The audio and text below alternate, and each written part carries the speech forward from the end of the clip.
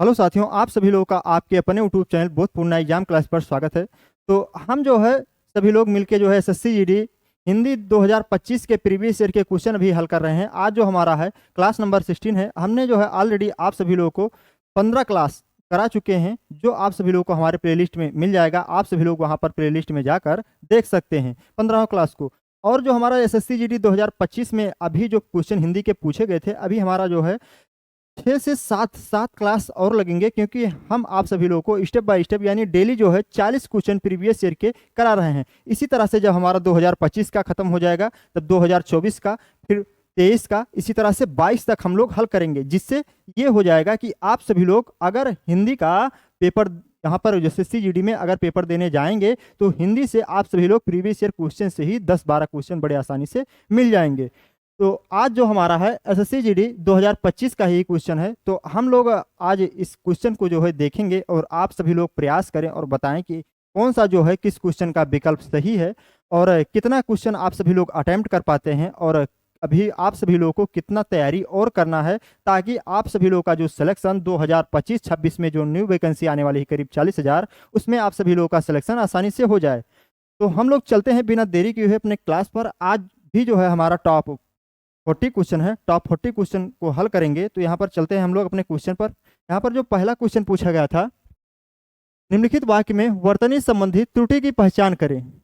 यहाँ पर एक वाक्य दिया गया है। वाक्य क्या है? गंगा नदी मेरे गांव से 6-7 मील पर बहती है। गंगा नदी क्या? गंगा नदी मेरे गांव से 6-7 मील पर बहती है। तो इस वाक्य के किस शब्द में या इस वाक्य के किस अंश में त्रुटि है, आप सभी लोगों को पहचानना होगा। यहाँ पर विकल्प दिया है, फर्स्ट है छा या गंगा या गांव या नदी। तो आप सभी लोगों को क्लियर यहाँ पर दिख रहा होगा। यहाँ पर जो नदी लिखा है, नदी, ये नदी नहीं नदी होता है, ना कि नदी होता है। नदी होता है, क्या होता है? नदी। तो इसलिए यहाँ पर जो ये लिखा है नदी, ये हमारा गलत हो जाएगा। वर्तनी की दृष्टि से ये नदी अशुद्ध शब्द है। तो यहाँ पर हमारा जो अशुद्ध शब्द यानी हमारा जो विकल्प पर राइट हो जाएगा नदी, यानी चौथा जो है विकल्प हमारा सही हो जाएगा। यानी जो नदी लिखा है वर्तनी की दृष्टि से अशुद्ध शब्द है। शुद्ध शब्द कौन सा होता है? नदी, ना कि नदी। ठीक। तो ये जो हमारा एसएससी जीडी 2025 में पूछा गया था। फिर ये जो अगला क्वेश्चन है, ये सारे जो क्वेश्चन है एसएससी जीडी 2025 के ही हैं। यहाँ पर लिखा है सुनी का विलोम है। सुनी का विलोम है। सुनी का विलोम अनहोनी या अनसुनी या अनकही या असुनी। तो सुनी का विलोम ये तो बहुत सिंपल है, क्योंकि पूछा गया है सुनी का विलोम है, तो कौन सा सुनी का विलोम है? अनहोनी तो होगा नहीं, ना अनकही होगा, ना असुनी होगा। सुनी अनसुनी, यानी सुनी, सुनी का विलोम क्या हो जाएगा? अनसुनी। यानी हमारा जो विकल्प सेकंड हो जाएगा इस क्वेश्चन का सबसे उचित विकल्प हो जाएगा। ठीक। फिर यहाँ पर जो अगला क्वेश्चन पूछा गया है, अगला जो क्वेश्चन पूछा गया है, अयोध्या के राजा राम लक्ष्मण के, फिर रिक्त स्थान है। अयोध्या के राजा राम लक्ष्मण के, फिर रिक्त स्थान है, यहाँ पर भाई थे। यहाँ पर लिखा है जो उपयुक्त वाक्य में रिक्त स्थान की पूर्ति के लिए उपयुक्त तत्सम शब्द है। कौन सा तत्सम शब्द है? सबसे उपयुक्त तत्सम शब्द कौन सा है रिक्त स्थान की पूर्ति के लिए? अयोध्या के राजा राम लक्ष्मण के भाई थे, तो सहोदर या भ्राता या ज्येष्ठ या कनिष्ठ। तो यहाँ पर अयोध्या के राजा राम लक्ष्मण के सहोदर, तो यहाँ पर सहोदर तत्सम शब्द नहीं है, इसलिए तो होगा नहीं।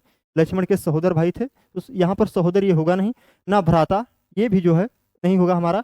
सबसे जो उचित हो जाएगा यहाँ पर थर्ड, क्योंकि अयोध्या के राजा राम लक्ष्मण के कैसे भाई थे? ज्येष्ठ, यहाँ पर ना कि कनिष्ठ। कनिष्ठ मतलब होता है छोटा, ज्येष्ठ मतलब होता है बड़ा। तो इसलिए विकल्प हमारा थर्ड इस जो क्वेश्चन का सबसे उचित आंसर हो जाएगा। ठीक। फिर हम लोग अपने अगले क्वेश्चन पर चलते हैं। यहाँ पर जो अगला क्वेश्चन पूछा गया था, निम्नलिखित वाक्यांश से सार्थक शब्द की पहचान करें। यहाँ पर एक वाक्यांश दिया है, इसके लिए एक सार्थक शब्द का पहचान करना है। लिखा है जो बिना सोचे समझे विश्वास करे। जो बिना सोचे समझे विश्वास करे, इस वाक्यांश के लिए एक सार्थक शब्द क्या हो जाएगा का पहचान करना है। दास हो जाएगा, या परम मित्र, या अंधविश्वासी, या विश्वासी। तो जो बिना सोचे समझे किसी पर विश्वास कर लेता है, उसे हम लोग क्या कहते हैं? अंधविश्वासी। क्या कहते हैं? अंधविश्वासी। ना कि यहाँ पर दास कहते हैं, ना कि परम मित्र, ना कि विश्वासी। क्या कहते हैं? अंधविश्वासी। यानी यहाँ पर जो विकल्प थर्ड है हमारा इस क्वेश्चन का सबसे उचित विकल्प हो जाएगा। ठीक। फिर हम लोग अपने अगले क्वेश्चन पर बढ़ते हैं। यहाँ पर जो अगला क्वेश्चन पूछा गया है, जो अपेक्षाकृत कम बोलता हो। कौन? जो अपेक्षाकृत कम बोलता हो। तो वाक्यांश के लिए एक शब्द होगा जो अपेक्षाकृत कम बोलता हो। इस वाक्यांश के लिए एक शब्द क्या हो जाएगा? मितभाषी, या मितव्ययी, या मितहारी, या मिथ्यावादी। तो मिथ्यावादी क्या होता है? क्या होता है यहाँ पर? जो झूठ बोलता हो। मिथ्यावादी जो झूठ बोलता हो उसे हम लोग क्या कहते हैं? जो झूठ बोलता हो उसे क्या कहते हैं? मिथ्यावादी। मितहारी, मितहारी यहाँ पर मिता नहीं मित होना चाहिए। मितहारी, मित मतलब होता है अल्प या कम, और हारी मतलब आहार करने वाला, तो यानी जो कम खाता हो, जो कम खाता हो,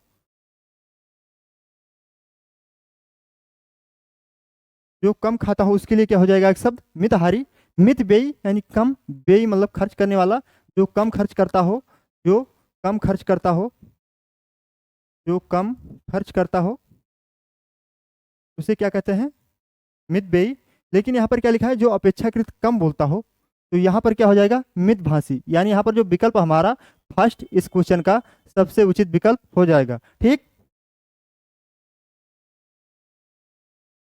अगला क्वेश्चन है, यद्यप उसने चोरी की तथापि वह पकड़ा नहीं गया। यद्यप उसने चोरी की तथापि वह पकड़ा नहीं गया, तो यहाँ पर क्या दिया गया है? निम्नलिखित निम्नलिखित विकल्पों में से इस वाक्य के लिए कौन सा एक उचित संयुक्त वाक्य होगा? यहाँ पर जो वाक्य दिया गया है तो वही पूछा गया है कि इस वाक्य के लिए नीचे दिए गए विकल्पों में से कौन सा एक उचित संयुक्त वाक्य हो जाएगा?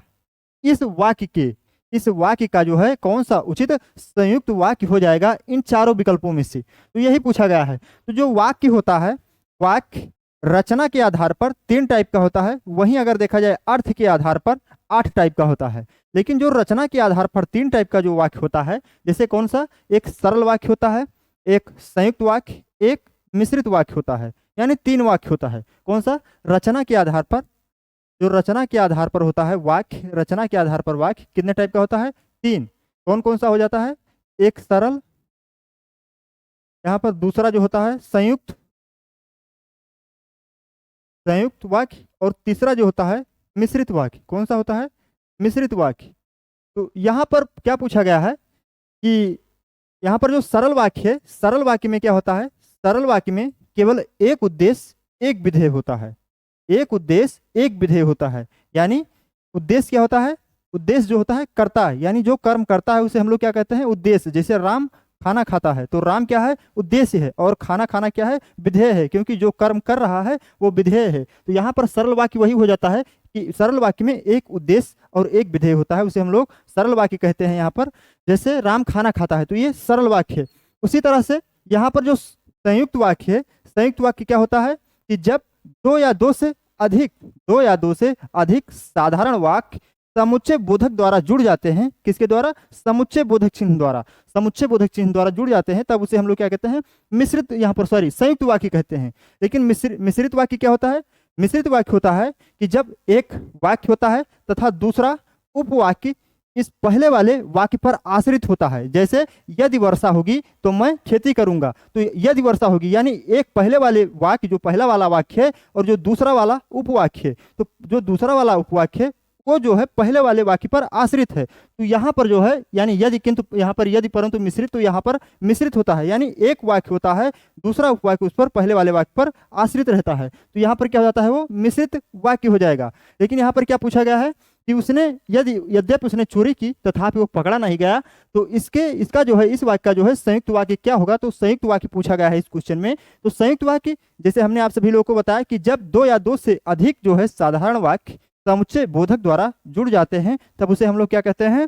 संयुक्त वाक्य। तो जैसे अगर किसी वाक्य के बीच में किंतु, किसी वाक्य के बीच में अगर किंतु या किंतु या और, किंतु या और तथा पर, किंतु या और पर अगर देखने को मिल जाए, किसी वाक्य में किंतु या और पर देखने को मिल जाए, तो आप सभी लोग ये जान जाइएगा कि वो क्या हो जाएगा? संयुक्त वाक्य हो जाएगा। ठीक, तो यहाँ पर वही पहचानना है कि यद्यपि उसने चोरी की तथापि वो पकड़ा नहीं गया, तो इनमें से जो नीचे दिए गए विकल्पों में से संयुक्त वाक्य कौन सा होगा? तो यहाँ पर लिखा है कि वो चोरी की पकड़ा नहीं गया, तो यहाँ पर जो है वो चोरी की पकड़ा नहीं गया, तो ये वाक्य होगा नहीं।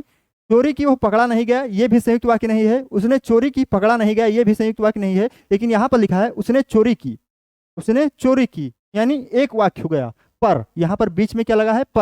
पर वो पकड़ा नहीं गया, यानी यहाँ पर 2 वाक्य हैं, 2 साधारण वाक्य हैं, और बीच में क्या लगा है? पर, यानी समुच्चय बोधक जो है चिन्ह का प्रयोग किया गया है। तो यहाँ पर संयोजक जो है चिन्ह का प्रयोग किया गया है या समुच्चय बोधक, तो इसलिए यहाँ पर है, जैसे यहाँ पर एग्जाम्पल में यहाँ पर देख लीजिएगा, क्योंकि किंतु या और पर कहीं पर आ जाए तो वो वाक्य क्या हो जाएगा, संयुक्त वाक्य हो जाएगा। यानी हमारा जो विकल्प फर्स्ट है ये राइट हो जाएगा, क्योंकि यहाँ पर क्या पूछा गया था, इस वाक्य का जो है संयुक्त वाक्य क्या होगा। तो यहाँ पर जो है इस वाक्य का जो संयुक्त वाक्य, उसने चोरी की पर वो पकड़ा नहीं गया। ये हमारा विकल्प फर्स्ट है, इस क्वेश्चन का सबसे उचित आंसर हो जाएगा।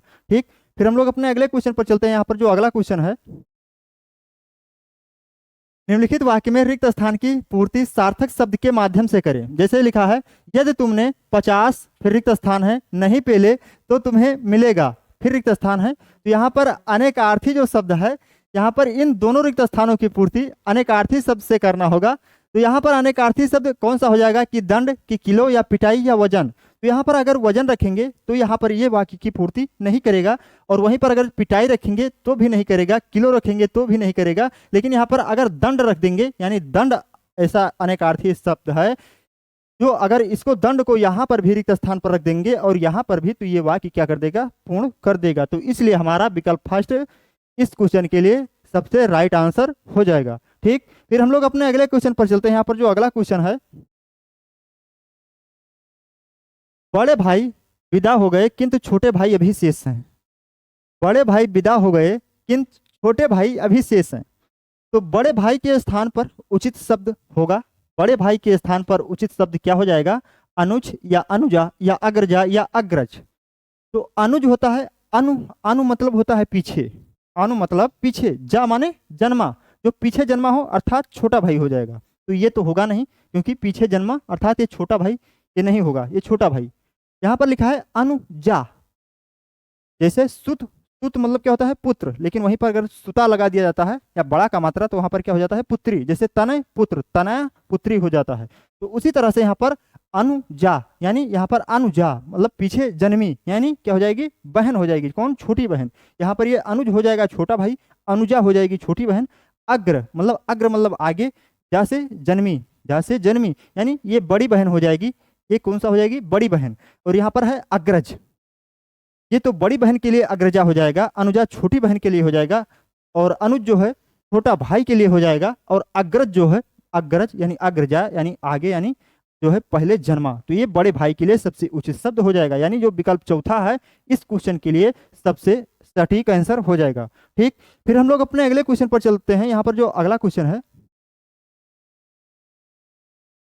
अगला क्वेश्चन है, आज मध्याह्न के बाद वाले व्याख्यान में अत्यंत निरस्ता थी।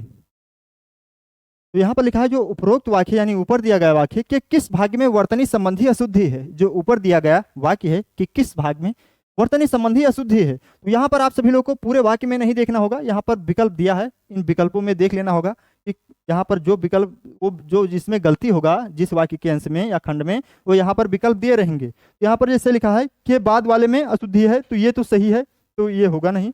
आज मध्याह्न, तो ये भी सही है, तो ये तो होगा नहीं। व्याख्यान, व्याख्यान भी वर्तनी की दृष्टि से सही लिखा है, इसलिए ये होगा नहीं। यहाँ पर जो लिखा है अत्यंत निरस्ता, अत्यंत निरस्ता, यानी यहाँ पर लिखा है आज मध्याह्न के बाद वाले व्याख्यान में अत्यंत निरस्ता। तो यहाँ पर जो निरस्ता लिखा है, निरस्ता जो है ये गलत लिखा है वर्तनी की दृष्टि से, यहाँ पर निरस्ता होना चाहिए, निरस्ता ना कि निरस्ता, इसलिए हमारा ये जो है गलत हो जाएगा, यहाँ पर ये गलत हो जाएगा। तो वर्तनी संबंधी अशुद्धि किस विकल्प में है, यहाँ पर चौथे में, अत्यंत निरस्ता थी। तो ये हमारा विकल्प क्या हो जाएगा, राइट हो जाएगा, क्योंकि वर्तनी संबंधी अशुद्धि किसमें है, चौथे विकल्प में। ठीक, फिर हम लोग अपने अगले क्वेश्चन पर चलते हैं। यहाँ पर जो अगला क्वेश्चन पूछा गया है, आंखों पर पर्दा डालना, आंखों पर पर्दा डालना मुहावरे का सही अर्थ है आंखों पर पर्दा डालना। तो सब ना देखना, या जानबूझकर गलत का पक्ष लेना, या दिखाई ना देना, या बुद्धि ना काम करना। यानी आंखों पर पर्दा पड़ गया है, यानी किसी की जो है मति या बुद्धि काम नहीं कर रही है। तो यहाँ पर जो विकल्प चौथे में दिया है, इसके लिए ना कि सब ना देखना, ना जानबूझकर गलत करना पक्ष लेना, या दिखाई ना देना, ये तीनों होगा नहीं। कौन सा हो जाएगा, यहाँ पर जो चौथा है बुद्धि ना काम करना, यानी आंखों पर पर्दा पड़ गया है, यानी आंखों पर पर्दा डालना। तो ये हमारा चौथा विकल्प हो जाएगा, इस क्वेश्चन का सबसे सटीक आंसर हो जाएगा, ऑप्शन नंबर 4। ठीक, फिर हम लोग अपने अगले क्वेश्चन पर चलते हैं। यहाँ पर जो अगला क्वेश्चन पूछा गया है कि निम्न में से किस वाक्य में सार्वनामिक विशेषण का प्रयोग नहीं हुआ है। किस वाक्य में सार्वनामिक विशेषण का प्रयोग नहीं हुआ है, क्या नहीं हुआ है पूछा गया है, किस वाक्य में सार्वनामिक विशेषण का प्रयोग नहीं हुआ है। तो विशेषण विशेषण क्या होता है, पहले आप सभी लोग ये जान लीजिए। विशेषण जो होता है संज्ञा या सर्वनाम की जो विशेषता बताता है उसे हम लोग क्या कहते हैं, विशेषण कहते हैं, विशेषण। और जो विशेषण की भी विशेषता बताता है उसे हम लोग क्या कहते हैं, प्रविशेषण कहते हैं। और जिस शब्द की, यानी जैसे संज्ञा या सर्वनाम की, संज्ञा या सर्वनाम की जिसकी विशेषता बताई जाती है उसे हम लोग क्या कहते हैं, विशेष्य कहते हैं। ठीक, तो यहाँ पर जो विशेषण होता है, विशेषण 4 टाइप का होता है। कितने विशेषण जो होता है 4 टाइप का होता है। पहला कौन सा है, पहला जो है यहाँ पर, पहला जो है गुणवाचक, पहला जो है गुणवाचक, दूसरा जो है संख्यावाचक, दूसरा जो है संख्यावाचक, तीसरा जो है परिमाणवाचक, परिमाणवाचक, चौथा जो है, चौथा कौन है, सार्वनामिक विशेषण, चौथा कौन है, सार्वनामिक विशेषण, चौथा कौन है, सार्वनामिक विशेषण। तो ये विशेषण जो है 4 टाइप के होते हैं। पहला गुणवाचक, संख्यावाचक, परिमाणवाचक, सार्वनामिक विशेषण। गुणवाचक विशेषण क्या होता है, जो किसी के रंग रूप की जो है विशेषता बताता है, यानी गुण का बोध कराता है किसी वाक्य में, और वो संज्ञा शब्द की जो है गुण के द्वारा जो है विशेषता प्रकट करता है, तो उसे हम लोग क्या कहते हैं, गुणवाचक विशेषण कहते हैं। जैसे यहाँ पर काला लड़का, काला, काला या गोरा, या अच्छा या बुरा, अच्छा या बुरा, तो ये किसको दर्शाता है, ये गुण को दर्शाता है, तो इसलिए क्या है, गुणवाचक विशेषण है। इसी तरह से यहाँ पर संख्यावाचक, संख्यावाचक विशेषण भी 2 टाइप का होता है, एक निश्चित होता है, एक अनिश्चित होता है, एक निश्चित होता है, एक अनिश्चित होता है। निश्चित वाचक, जैसे निश्चित वाचक होता है कि यहाँ पर जैसे 4 लोग या 5 लोग या 6 लोग, तो यहाँ पर जो है निश्चित यानी संख्या को जो निश्चित कर देता है उसे हम लोग निश्चितवाचक संख्या, निश्चित संख्यावाचक विशेषण कहते हैं। इसी तरह से जैसे कुछ लोग आ जाए तो यानी अनिश्चित है, कुछ लोग पता नहीं कितने होंगे, इसलिए यहाँ पर क्या हो जाएगा, अनिश्चित संख्यावाचक विशेषण, तो ये संख्यावाचक विशेषण हो गए। और यहाँ पर परिमाणवाचक विशेषण, परिमाणवाचक जो विशेषण में नाप तोल से संबंधित यानी माप तोल से संबंधित जो है बोध कराता है, यानी नाप तोल से संबंधित। जैसे यहाँ पर ये भी 2 टाइप का होता है, एक निश्चित परिमाणवाचक, एक अनिश्चित परिमाणवाचक। जैसे 4 लीटर दूध या 5 लीटर दूध या इस तरह से, या कुछ थोड़ा बहुत, अगर थोड़ा दूध या ज़्यादा दूध आ जाए तो यह अनिश्चित हो जाएगा। अगर कहीं संख्या को यहाँ पर अगर कहीं परिमाण को निश्चित कर दे तो क्या हो जाएगा, यहाँ पर निश्चित जो है परिमाणवाचक विशेषण हो जाएगा। इसी तरह से यहाँ पर जो सार्वनामिक विशेषण है, सार्वनामिक विशेषण है, सार्वनामिक विशेषण क्या होता है, इसमें जो है बच्चे बहुत कंफ्यूज रहते हैं कि सार्वनामिक विशेषण क्या है। तो यहाँ पर हम लोग सार्वनामिक विशेषण को देख लेते हैं, सार्वनामिक विशेषण क्या है। सार्वनामिक जो विशेषण होता है ये सर्वनाम होते हुए भी विशेषता बताता है। क्या, सर्वनामिक विशेषण सर्वनाम होते हुए भी विशेषता बताता है। जैसे यहाँ पर अगर लिख दें कि ये पुस्तक मेरी है, एक वाक्य ये लिखा है, यह पुस्तक मेरी है। दूसरा वाक्य लिखा है, यह मेरी पुस्तक है, यह मेरी पुस्तक है, यह मेरी पुस्तक है। तो यहाँ पर जो 2 वाक्य लिखे हैं, यहाँ पर भी यह है, यहाँ पर भी यह है, तो इनमें में से, इन दोनों वाक्यों में से कौन सा जो है यहाँ पर यह, मतलब यह यहाँ पर जो लिखा है, यह लिखा है, तो यह कहाँ, मतलब किस वाक्य में जो है सार्वनामिक विशेषण की तरह जो है कार्य करता है, किस वाक्य में, आप सभी लोग को बताना होगा। तो यहाँ पर जो लिखा है, यह पुस्तक मेरी है, यहाँ पर क्या है, पुस्तक, यह पुस्तक मेरी है, यानी यहाँ पर पुस्तक, पुस्तक क्या है, पुस्तक एक संज्ञा शब्द है, यानी संज्ञा, यहाँ पर यह संज्ञा शब्द है। तो यह संज्ञा जो है इसकी, यहाँ पर जो संज्ञा की विशेषता यहाँ पर यह बता रहा है, और यह कैसा शब्द है, यह एक सर्वनाम है, ये क्या है, सर्वनाम है। तो इसलिए यहाँ पर यह सर्वनाम होते हुए भी संज्ञा की विशेषता बता रहा है, तो इसलिए हमें यहाँ पर जो यह होगा, ये क्या होगा, सार्वनामिक विशेषण की तरह यह कार्य करेगा। लेकिन वहीं यहाँ पर देखा जाए तो यह जो है, यह पुस्तक की विशेषता नहीं बता रहा है, बल्कि ये एक सर्वनाम की तरह जो है, सर्वनाम की भांति जो है कार्य कर रहा है। लेकिन यहाँ पर जो मेरी लिखा है, पुस्तक की विशेषता आप मेरी बता रहा है, यानी यहाँ पर मेरी जो हो जाएगा सार्वनामिक विशेषण हो जाएगा, ना कि यह यहाँ पर एक सर्वनाम की तरह कार्य कर रहा है, ना कि सार्वनामिक विशेषण की तरह। तो इसलिए यहाँ पर जो पूछा गया है कि निम्न में से किस वाक्य में सार्वनामिक विशेषण का प्रयोग नहीं हुआ है, तो यहाँ पर लिखा है इन किताबों को पढ़िए। यहाँ पर इन किताबों यानी किताबों की विशेषता इन सर्वनाम जो है बता रहा है, इन सर्वनाम बता रहा है। तो यहाँ पर ये क्या हो जाएगा, सर्वनामिक विशेषण का प्रयोग, सही उपयोग इस वाक्य में हुआ है, इसलिए हमारा ऑप्शन नहीं हो सकता है। क्योंकि कौन सा पूछ रहा है, सर्वनामिक विशेषण का प्रयोग किस वाक्य में नहीं हुआ है। जिस वाक्य में सर्वनामिक विशेषण का प्रयोग नहीं होगा वही हमारा विकल्प सही हो जाएगा। फिर दूसरे वाक्य में क्या दिया है, ये पेड़ बहुत अच्छे लगते हैं। तो यहाँ पर पेड़ की विशेषता ए, और ए क्या है, सार्वनामिक विशेषण है, तो इसलिए ये भी वाक्य हमारा नहीं होगा क्योंकि ये सार्वनामिक विशेषण है, इसमें प्रयोग हुआ है। यहाँ पर जो थर्ड विकल्प है, वह लोग वहां क्यों खड़े हैं, यहाँ पर लोग, लोग क्या है, संज्ञा, संज्ञा एक शब्द है लोग, और लोग जो है वह क्या है, सर्वनाम है। और यहाँ पर क्या कार्य है सर्वनाम का, यानी यहाँ पर संज्ञा की विशेषता बता रहा है वह, तो इसलिए इस वाक्य में भी जो है वह सार्वनामिक विशेषण की तरह बिहेव कर रहा है, इसलिए हमारा क्या हो जाएगा, ये वाक्य गलत हो जाएगा, क्योंकि यहाँ पर पूछा क्या गया है, सर्वनामिक विशेषण का प्रयोग किस वाक्य में नहीं हुआ है।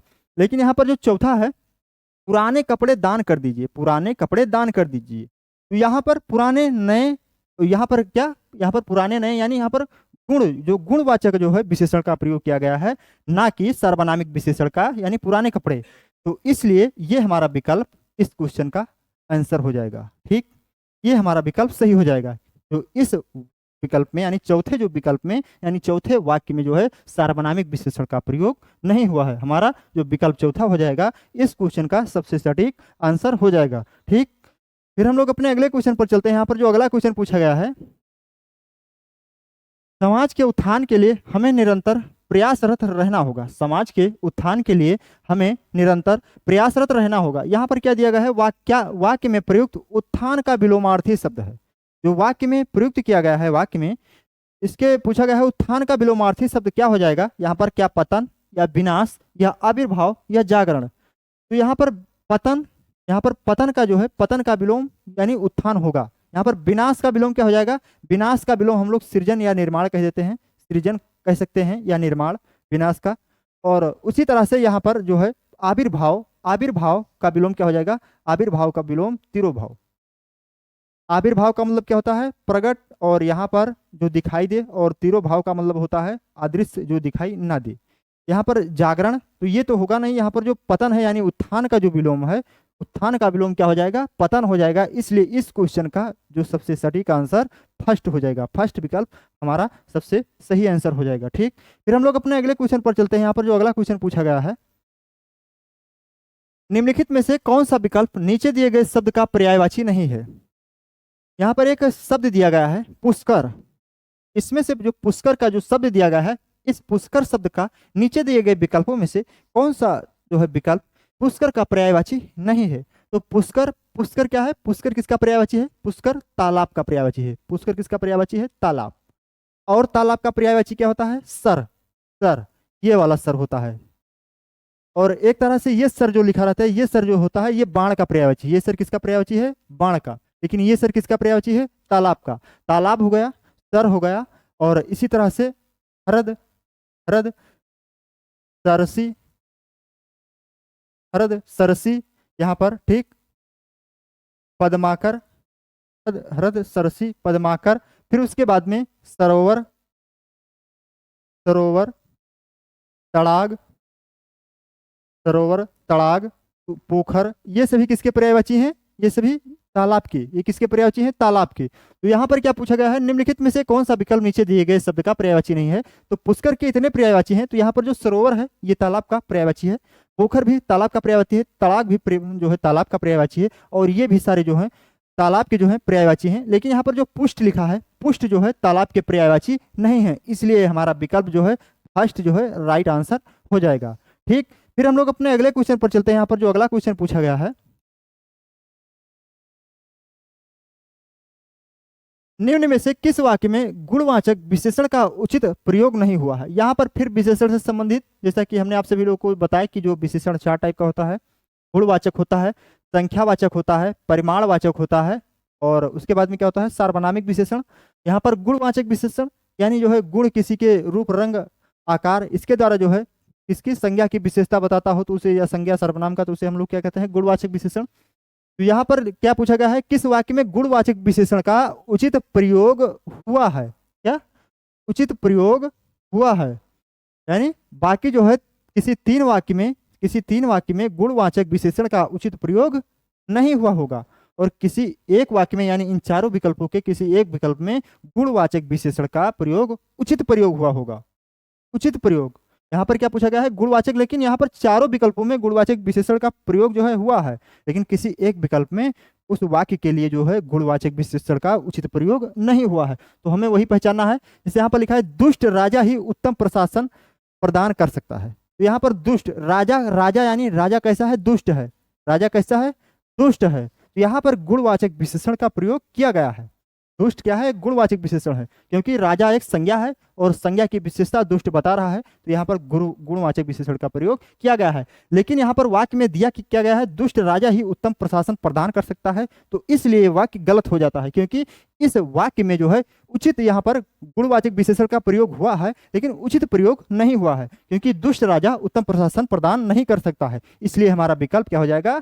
गलत हो जाएगा। ठीक, क्योंकि इसमें जो है गुणवाचक विशेषण का उचित प्रयोग नहीं हुआ है। फिर जो अगला क्वेश्चन है, न्यायी, यहां पर क्या होना चाहिए? राजा, सजा नहीं, न्यायी। न्यायी राजा ही उत्तम प्रशासन प्रदान कर सकता है। तो हाँ, ये जो है यानी राजा कैसा है? न्यायी है। यानी यहाँ पर राजा का जो है, राजा एक संज्ञा शब्द है और संज्ञा की यहाँ पर विशेषता न्याय, न्यायी राजा है। कैसा राजा है? न्यायी राजा है, यानी गुणवाचक जो है विशेषण का प्रयोग इसमें उचित प्रयोग हुआ है, इसलिए यही जो है विकल्प हमारा सही हो जाएगा। लेकिन फिर हम आगे देख लेते हैं, सीधा राजा ही उत्तम प्रशासन प्रदान कर सकता है, तो यहाँ पर भी सीधा प्रयोग हुआ है, तो इसलिए यहाँ पर गुणवाचक विशेषण का प्रयोग हुआ है लेकिन उचित प्रयोग नहीं हुआ, इसलिए गलत हो जाता है। शांत राजा यहाँ पर प्रयोग हुआ है, इसलिए ये जो है विकल्प गलत हो जाता है। लेकिन यहाँ पर जो सबसे सटीक यहाँ पर जो है प्रयोग हुआ है गुणवाचक विशेषण का उचित प्रयोग कहाँ पर हुआ है? जो विकल्प सेकंड में, कि न्यायी राजा ही उत्तम प्रशासन प्रदान कर सकता है, यानी विकल्प हमारा सेकंड इस क्वेश्चन का सबसे सटीक आंसर हो जाएगा, यानी right answer option number second हो जाएगा। ठीक, फिर अगला जो क्वेश्चन है, निम्न में से किस वाक्य में ग्रस्त के सही विलोम का, विलोम शब्द का प्रयोग हुआ है? यानी यहाँ पर क्या पूछा है? ग्रस्त का सही विलोम। ग्रस्त का विलोम क्या होता है? ग्रस्त का विलोम यहाँ पर दिया है अछदा के साथ उसके पिता थे, तो यहाँ पर साथ अंडरलाइन किया गया है पहले वाक्य में, यहाँ पर पहले विकल्प में। क्या साथ जो है ग्रस्त का विलोम है? तो ये तो नहीं है, तो इसलिए गलत हो जाएगा। रचिता ने सभा में प्रशंसा से युक्त वाक्य कहे, तो क्या ग्रस्त का विलोम युक्त हो जाएगा? तो ये जो है नहीं होगा, हमारा गलत हो जाएगा। यहाँ पर जो थर्ड है, सभी छात्र अत्यंत त्रस्त हैं यानी पीड़ित हैं या दुखी हैं, तो ये जो है ये भी क्या हो जाएगा? ये हमारा इसका अग्रस्त का विलोम नहीं होगा, इसलिए ये भी गलत हो जाएगा। फोर्थ है जो पक्षी मुक्त हो गए, पक्षी मुक्त हो गए, यानी ग्रस्त का विलोम क्या होता है? मुक्त होता है। तो यहाँ पर जो विकल्प चौथा है इस क्वेश्चन का जो है आंसर हो जाएगा, यानी विकल्प चौथा यानी ग्रस्त का विलोम मुक्त हो जाएगा। ठीक, फिर हम लोग अपने अगले क्वेश्चन पर चलते हैं। यहाँ पर जो अगला क्वेश्चन पूछा गया था, अगला जो क्वेश्चन है यहाँ पर गद्यांश दिया गया है। हर एक शिफ्ट में एक गद्यांश दिया रहता है और उसमें जो है प्रत्येक गद्यांश में 5 स्थान पर जो है रिक्त स्थान रहता है। प्रत्येक गद्यांश में 5 स्थान पर रिक्त स्थान रहता है और वो जो है पांचों रिक्त स्थानों की पूर्ति, जैसे यहाँ पर पहला रिक्त स्थान है, दूसरा है, तीसरा है, चौथा है, पांचवा है, तो पांचों रिक्त स्थान की पूर्ति के लिए 5 क्वेश्चन दिए गए रहते हैं। कितने? 5 क्वेश्चन दिए रहते हैं, जैसे पहला, दूसरा, तीसरा, चौथा, पांचवा। और प्रत्येक जो है प्रत्येक क्वेश्चन में 4 विकल्प रहते हैं। उन चारों विकल्पों में से जो सबसे सटीक विकल्प होता है जिस क्वेश्चन का होता है जिस रिक्त स्थान की पूर्ति के लिए, तो वो जो है विकल्प हमारा राइट हो जाता है। जैसे पहला यहाँ पर रिक्त स्थान है तो पहले की पूर्ति पहले क्वेश्चन से करना होगा। इन जो पहले क्वेश्चन में जो 4 विकल्प दिए रहेंगे वो जो सबसे उचित विकल्प होगा जो इस रिक्त स्थान की पूर्ति करेगा वही विकल्प हमारा क्या हो जाएगा? राइट हो जाएगा। ठीक, तो हम लोग चलते हैं यहाँ पर पढ़ते हैं अपने गद्यांश को। जैसे लिखा है, संक्षेप में हम कह सकते हैं कि दूरदर्शन दूरदर्शन टेलीविजन, संक्षेप में हम क्या कह सकते हैं कि दूरदर्शन, टेलीविजन या टीवी विज्ञान का एक अनोखा तथा फिर रिक्त स्थान है, यानी पहला रिक्त स्थान है तो पहले क्वेश्चन से इसकी पूर्ति करना होगा। पहले क्वेश्चन के जो 4 विकल्प दिए हैं इनसे जो है इन्हीं से इनकी पूर्ति करना होगा। तो आविष्कार है, तो कैसा? यहाँ पर क्या लिखा है कि दूरदर्शन, टेलीविजन या टीवी विज्ञान का एक अनोखा तथा कैसा पुराना आविष्कार है या अनावश्यक आविष्कार है या अद्भुत या चमत्कारी, तो कैसा है यहाँ पर? तो जो क्या है, विज्ञान एक अनोखा तथा यहाँ पर चमत्कारी होना चाहिए, चमत्कारी। तो चमत्कारी यहाँ पर जो विकल्प चौथा है, विकल्प चौथा है, ये चमत्कारी जो है चौथा विकल्प इस रिक्त स्थान की पूर्ति करेगा। यहाँ पर क्या होना चाहिए? चमत्कारी, यानी अनोखा तथा चमत्कारी आविष्कार है। विज्ञान ने सारी दुनिया को के बक्से में बंद करके घर घर तक पहुंचा दिया है। तो क्या पहुंचा दिया है? विज्ञान ने सारी दुनिया को। फिर सेकंड की पूर्ति सेकंड क्वेश्चन के विकल्पों से करना होगा, जो चारों विकल्प दिए गए हैं। तो विज्ञान ने सारी दुनिया को टेलीविजन या कलम या फल या कागज, क्या हो जाएगा? विज्ञान ने सारी दुनिया को टेलीविजन क्या हो जाएगा, टेलीविजन, ना कि कागज, ना कि फल, ना कि कलम, कौन सा, टेलीविजन। यानी विज्ञान ने, क्योंकि यहाँ पर टेलीविजन दूरदर्शन के बारे में ही बात हो रहा है, तो यहाँ पर विज्ञान ने सारी दुनिया को टेलीविजन के, यहाँ पर क्या भरना चाहिए, टेलीविजन, टेलीविजन के बक्से में बंद करके घर घर तक पहुंचा दिया है। इसके माध्यम से हम, इसके माध्यम से हम विश्व परिवार के, यहाँ पर इसके माध्यम से, किसके, टेलीविजन दूरदर्शन और टीवी के माध्यम से, किसके, टेलीविजन दूरदर्शन और टीवी के माध्यम से हम विश्व परिवार के बन गए हैं, विश्व परिवार के बन गए हैं। क्या बन गए हैं, तीसरे की पूर्ति तीसरे क्वेश्चन से करना होगा इन चारों विकल्पों में से। क्या हम इसके माध्यम से जो है विश्व परिवार के सेवक बन गए हैं, या व्यक्ति, या अतिथि, या सदस्य? तो ना सेवक बन गए हैं, ना व्यक्ति, ना अतिथि, क्या बन गए हैं, सदस्य। क्या बन गए हैं, सदस्य। यानी हमारा जो चौथा विकल्प हो जाएगा थर्ड की जो है पूर्ति करेगा, यानी हमारा राइट जो ऑप्शन हो जाएगा चौथा, और यहाँ पर क्या भरना होगा, सदस्य। कि इसके माध्यम से टेलीविजन और टीवी और यहाँ पर किसके, दूरदर्शन के माध्यम से हम लोग क्या हो गए हैं, विश्व परिवार के सदस्य बन गए हैं। वैज्ञानिक इससे आगे भी खोज में लगे हुए हैं, इसमें किसी और नए चमत्कार की संभावना बनी हुई है। जो भी हो, टेलीविजन ने रेडियो और यहाँ पर चौथे की पूर्ति, चौथे क्वेश्चन से, और को करके पूरे विश्व समुदाय की बड़ी सेवा की है। यानी कौन, जो भी हो, टेलीविजन ने रेडियो और चौथे की पूर्ति, यहाँ पर समाज या दुनिया या नाटक या सिनेमा, तो यहाँ पर जो भी हो, टेलीविजन ने रेडियो और सिनेमा, यहाँ पर क्या भरना चाहिए, ना समाज, ना नाटक, ना दुनिया, सिनेमा। यहाँ पर क्या हो जाएगा हमारा विकल्प राइट चौथा। यानी क्या हो जाएगा यहाँ पर कि जो भी हो, टेलीविजन ने रेडियो और सिनेमा को एक करके पूरे विश्व समुदाय की बड़ी सेवा की है। विश्व की सभी मनुष्य ही नहीं बल्कि कला, साहित्य, समाज, विज्ञान इत्यादि भी इससे काफी उपकृत, यानी विज्ञान इसका जो है, समाज, विज्ञान इत्यादि भी इसके काफी उपकृत हैं, हुए हैं। तथा उन्हें फिर पांचवें की पूर्ति पांचवें क्वेश्चन से करना होगा। तथा उन्हें क्या करना चाहिए, मैं इसे और भी बेहतर सेवा किया जा, तथा उन्हें भविष्य में या संसार में या कृषि में या समाज में, तो भविष्य में किसे, उन्हें, किसको, समाज, विश्व को जो है भविष्य में, यहाँ पर क्या हो जाएगा, विकल्प फर्स्ट हमारा, यहाँ पर क्या भरना चाहिए, भविष्य। तथा उन्हें भविष्य में इससे और भी बेहतर सेवा की आशा है। तो इस तरह से आप सभी लोगों को अपने गद्यांश की जो है रिक्त स्थानों की पूर्ति करना होगा, और जो विकल्प क्वेश्चन में दिए गए जो विकल्प सही होंगे वही हमारा आंसर हो जाएगा। ठीक, फिर हम लोग अपने अगले क्वेश्चन पर चलते हैं। यहाँ पर जो अगला क्वेश्चन पूछा गया है, मयंक ने भाभी के लिए कंकड़ खरीदी। यहाँ पर लिखा है, इस वाक्य में कंकड़ शब्द का तद्भव रूप प्रयुक्त कर वाक्य पूर्ण करें। तो मयंक ने भाभी के लिए कंकड़ खरीदे, तो यहाँ पर जो विकल्प दिया गया है, तो विकल्प में कंकड़ के लिए जो चारों विकल्प दिए गए हैं, कंकड़ के लिए कौन सा तद्भव जो है, कौन सा तद्भव रूप प्रयुक्त करके वाक्य बनाया गया है। तो यहाँ पर लिखा है, मयंक ने भाभी के लिए कंचन खरीदे। तो यहाँ पर कंकड़ का जो है तद्भव कंगन होता है, ना कि कंचन होता है, तो इसलिए हमारा गलत हो जाएगा। मयंक ने भाभी के लिए पायल खरीदी, तो यहाँ पर जो है पायल कंकड़ का जो है तद्भव शब्द नहीं है, इसलिए गलत हो जाएगा।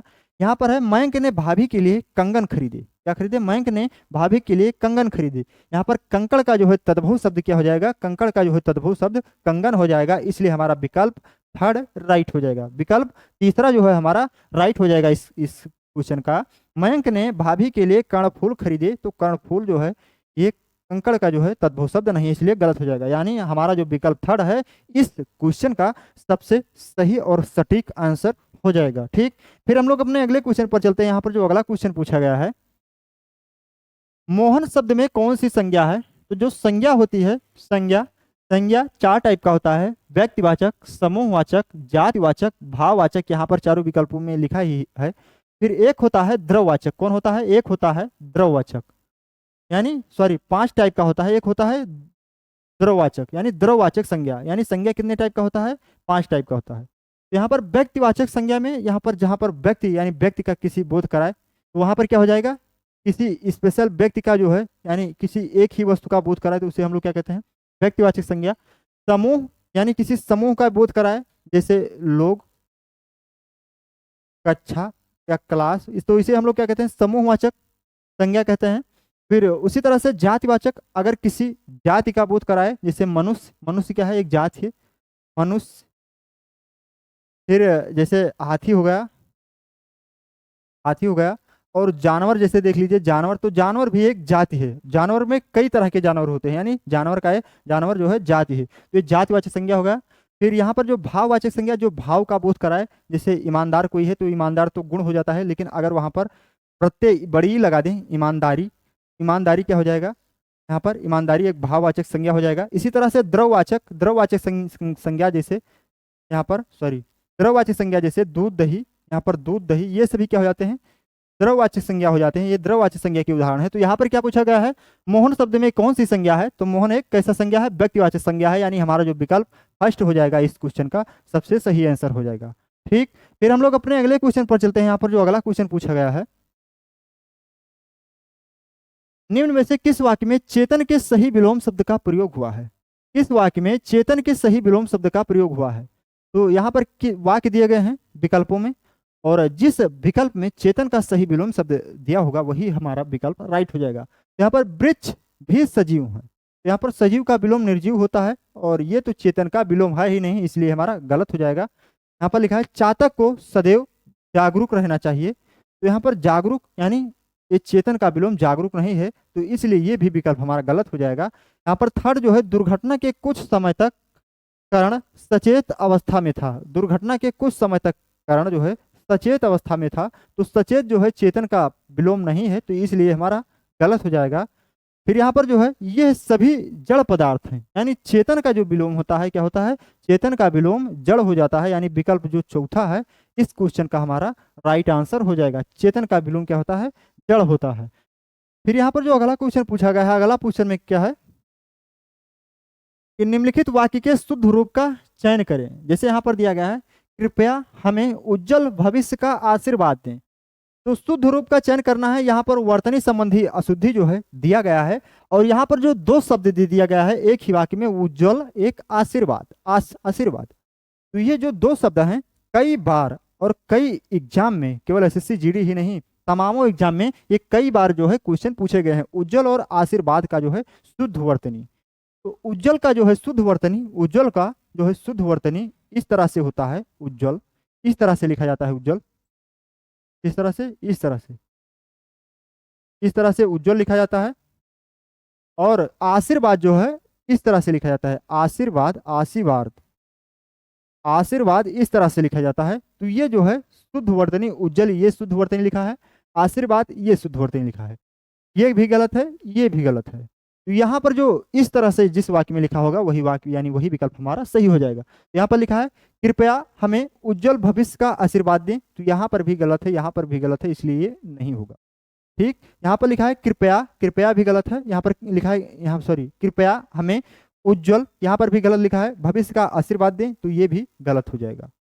यहाँ पर लिखा है कृपया हमें उज्जवल भविष्य का आशीर्वाद दें, यहाँ पर उज्जवल लिखा है, यहाँ पर उज्जवल आशीर्वाद लिखा है, तो ये जो है वर्तनी की दृष्टि से सही है। यहाँ पर उज्जवल गलत है लेकिन आशीर्वाद सही है, तो ये भी गलत हो जाएगा। यहाँ पर जो विकल्प थर्ड है यानी कृपया हमें उज्जवल भविष्य का आशीर्वाद दें, इस वाक्य का जो है शुद्ध रूप हमारा विकल्प थर्ड में दिया गया है, इसलिए हमारा इसका जो आंसर हो जाएगा विकल्प थर्ड हो जाएगा। कौन, विकल्प थर्ड हो जाएगा, कृपया हमें उज्जवल भविष्य का आशीर्वाद दें, यानी राइट आंसर थर्ड हो जाएगा। ठीक, फिर हम लोग अपने अगले क्वेश्चन पर चलते हैं। यहाँ पर जो अगला क्वेश्चन दिया गया है, जो विद्यार्थी पास हो गए हों वह इस कक्षा में बैठे, जो विद्यार्थी पास हो गए हों वो इस कक्षा में बैठे। तो यहाँ पर क्या दिया गया है, रेखांकित शब्द है पास हो गए हों, वाक्यांश के स्थान पर उचित शब्द होगा।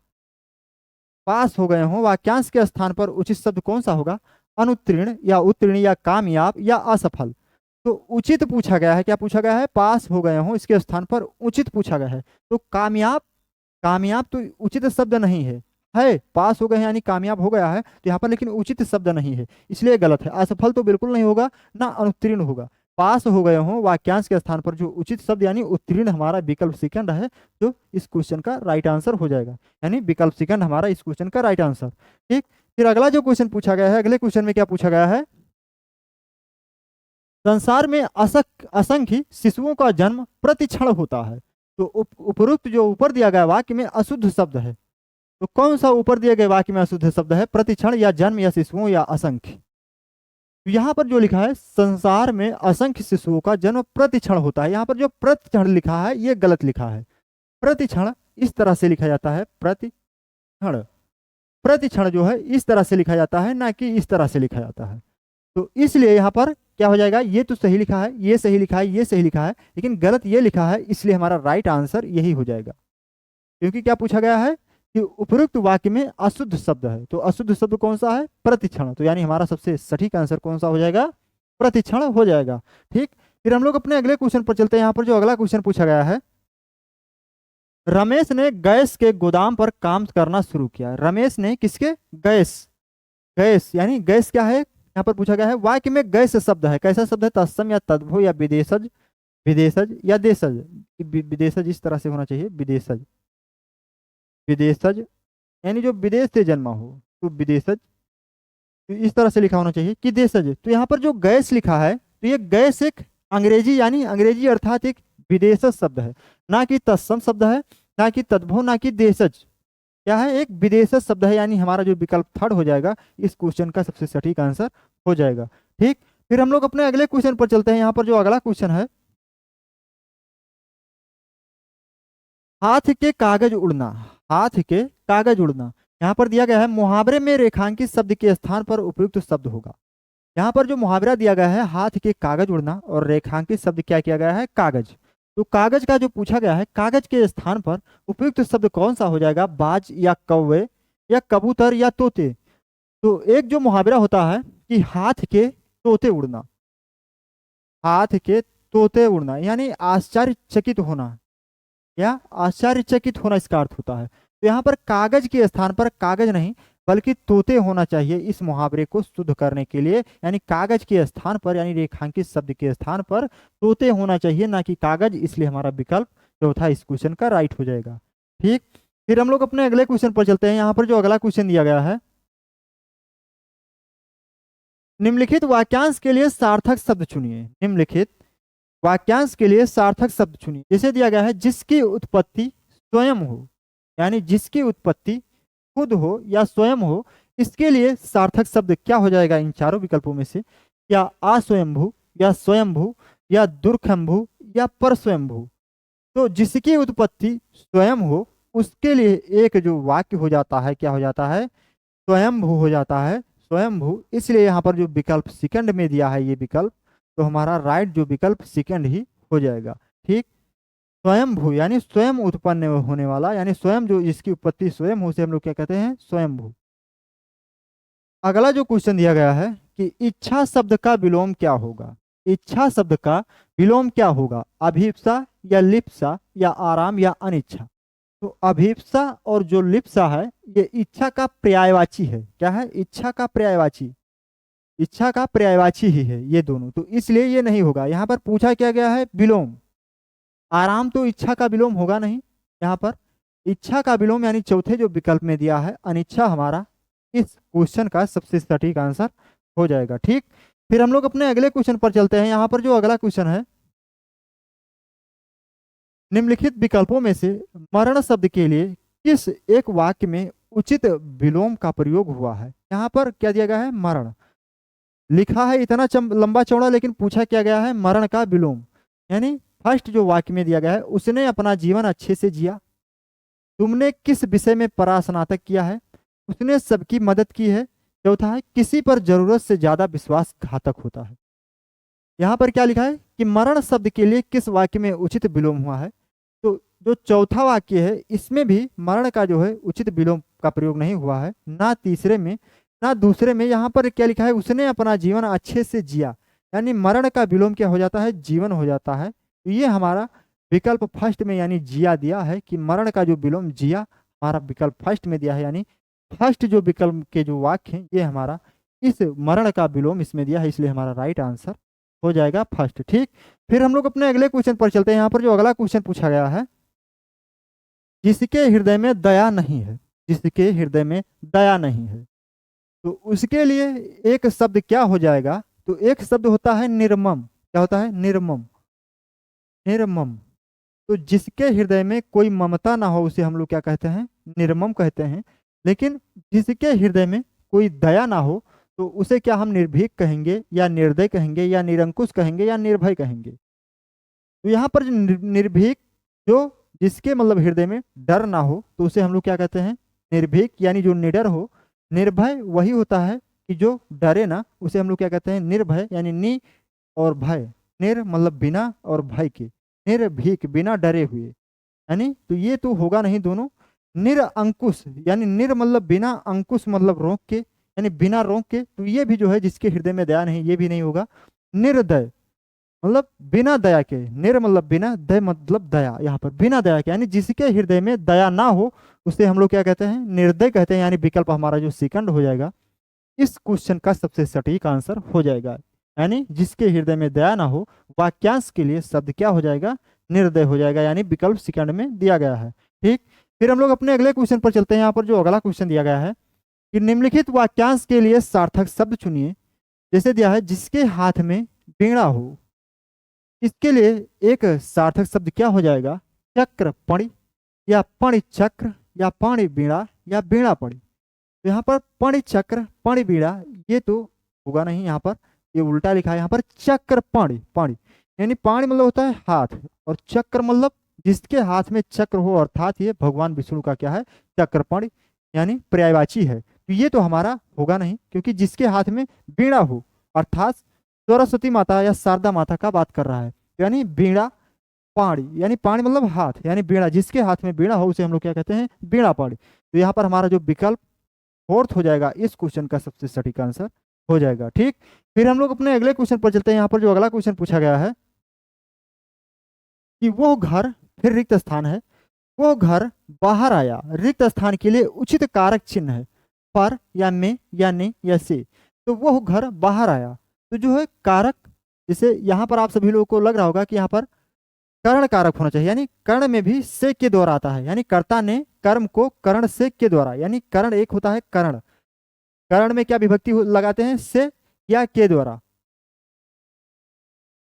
या के द्वारा। तो से जब लगाया जाता है, जैसे वो साइकिल से जा रहा है या वो साइकिल के द्वारा जा रहा है, जब कहीं एक स्थान से दूसरे स्थान पर किसी के द्वारा जाया जाता है तो वहां पर के द्वारा या से लगा दिया जाता है, तो वहां पर क्या होता है, कर्ण कारक या कर्ण विभक्ति, या कर्ण जिसे हम परसर्ग भी कहते हैं विभक्ति को, तो यहाँ पर परसर्ग होगा। लेकिन यहाँ पर वो घर से बाहर आया, क्योंकि यहाँ पर अलगाव हो रहा है, यानी घर से वो बाहर जा रहा है, यानी घर से अलगाव हो रहा है, तो वहां पर क्या हो जाएगा, जब कहीं पर अलगाव होगा तो वहां पर क्या होगा, अपादान कारक होगा। क्या होगा, अपादान, यानी कर्ता ने कर्म को कर्ण से संप्रदान के लिए अपादान से, ठीक, अपादान से, यानी अपादान से।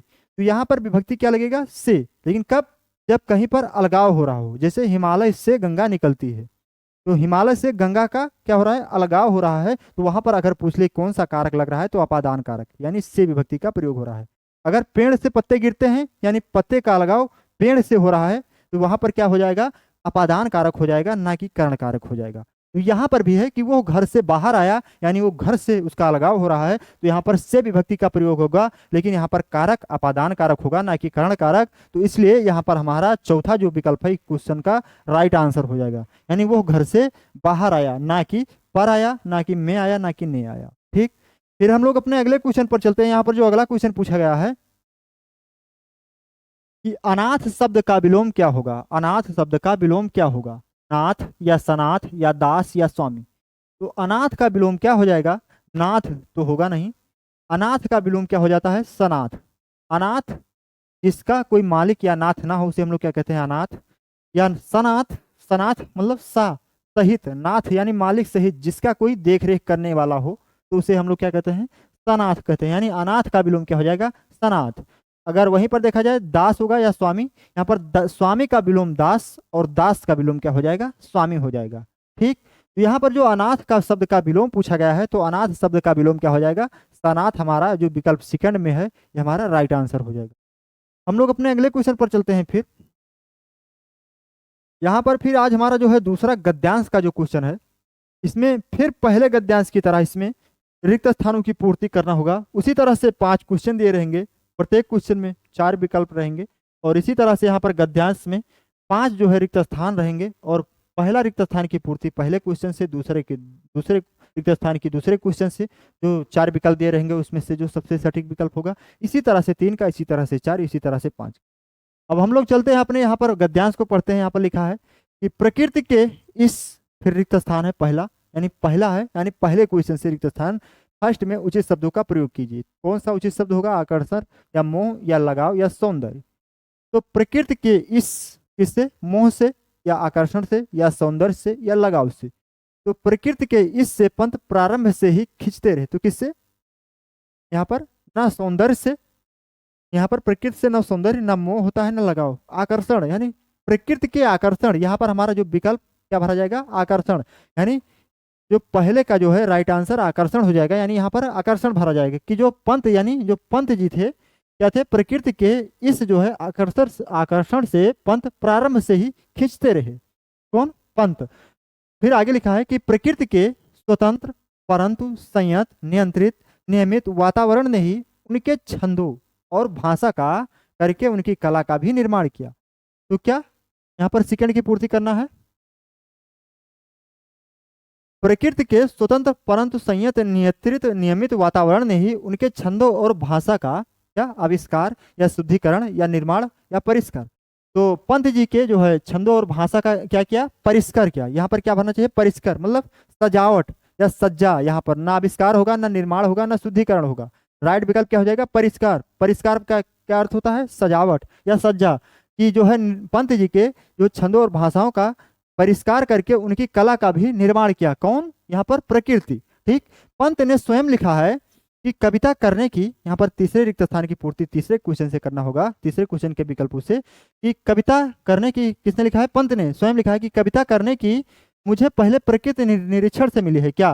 कविता करने की क्या मिली है निरीक्षण? सबसे पहले इच्छा या लालसा या आदत या प्रेरणा। तो जो पंत जी को कविता करने की जो है प्रेरणा, क्या? कविता करने की ना की इच्छा, ना की लालसा, ना की आदत, प्रेरणा, यानी विकल्प सेकंड हमारा राइट हो जाएगा। यहाँ पर क्या भरा जाएगा? प्रेरणा।